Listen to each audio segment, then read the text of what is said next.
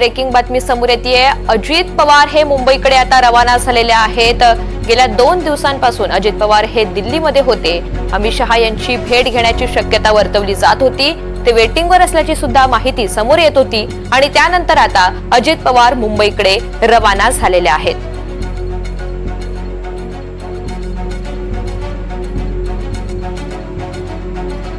तर या संदर्भातली अधिकची माहिती देण्यासाठी आपल्यासोबत रामराजे शिंदे आहेत। रामराजे, अजित पवार हे आता मुंबईकडे येण्यासाठी रवाना झालेले आहेत।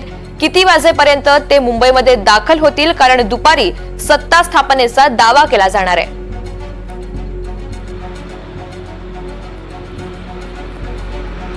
बिलकुल आपल्या माहितीनुसार साधारणतः 11:30 पर्यंत अजित पवार हे मुंबईमध्ये दाखल होण्याची शक्यता आहे। ते इथून निघालेले आहेत, सकाळच्या सुमारास निघालेले आहेत। 2 दिवस दिल्लीमध्ये होते। अमित शहा यांच्या भेटीसाठी ते प्रयत्न करत होते, वेटिंगवर होते।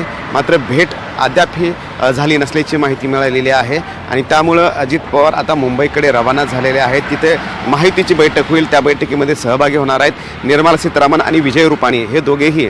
अजित पवार, एकनाथ शिंदे आणि त्याचबरोबर देवेंद्र फडणवीस या तिघांशीही चर्चा करणार आहेत आणि महायुती किती भक्कम आहे हा एक संदेश देण्यासाठी हे दोघेही जे निरीक्षक पाठवलेले आहेत ते महायुतीची एक बैठक घेणार आहेत आणि त्यांच्या सर्वांच्या सहमतीनं हा शपथविधी सोहळा पार पाडला जाणार आहे आणि त्यामुळेच दिल्लीमध्ये जे 2 दिवस ठाण मांडून बसले होते अजित पवार ते आता मुंबईकडे रवाना झाल्याची माहिती मिळते। निश्चित रामराजे, धन्यवाद सविस्तर माहितीबद्दल।